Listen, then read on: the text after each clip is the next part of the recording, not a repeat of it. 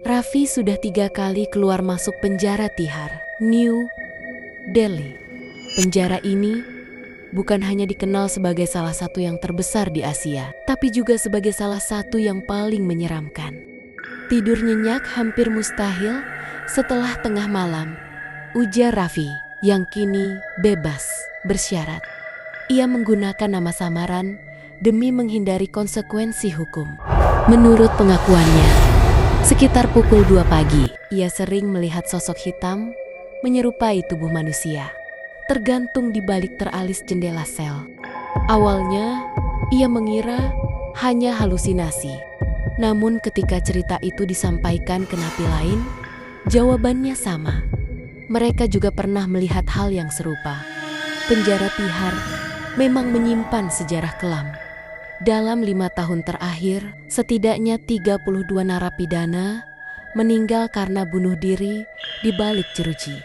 Belum termasuk mereka yang dieksekusi mati oleh negara. Raffi mengaku selalu berdoa sebelum tidur. Namun tetap saja, rasa itu datang. Seperti ada yang duduk di samping saya. Telinga terasa tertiup angin. Kadang terdengar bisikan. Saya tidak berani membuka mata. Ketika akhirnya ia membuka mata, sosok itu muncul lagi. Tubuh hitam tergantung di jendela sel, hilang hanya setelah ia berteriak.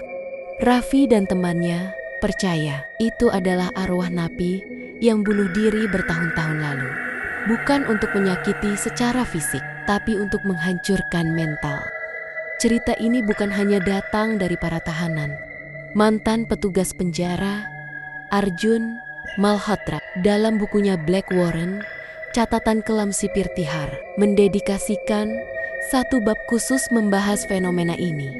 Ia menyebut banyak napi mengaku melihat arwah terpidana mati yang pernah dieksekusi oleh negara. Ketakutan itu nyata. Para napi bahkan memilih tidur berdesakan demi merasa aman. Seorang mantan tahanan lain bernama Rakesh mengaku mengalami kejadian lebih mengerikan.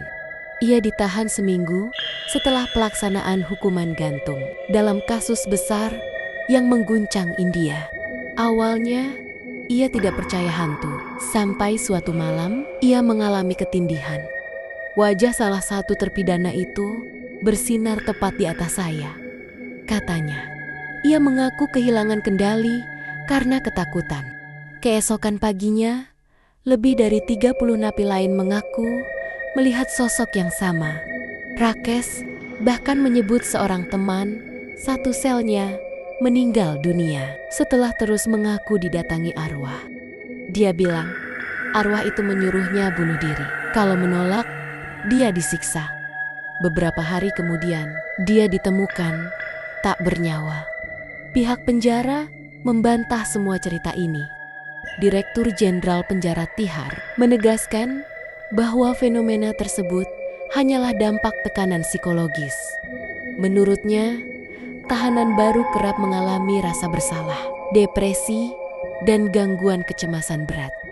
Cerita horor yang beredar di dalam penjara bisa memicu halusinasi massal. Namun, pertanyaannya tetap sama. Jika semua ini hanya halusinasi, mengapa ceritanya selalu mirip? Datang dari orang yang berbeda, di waktu yang berbeda?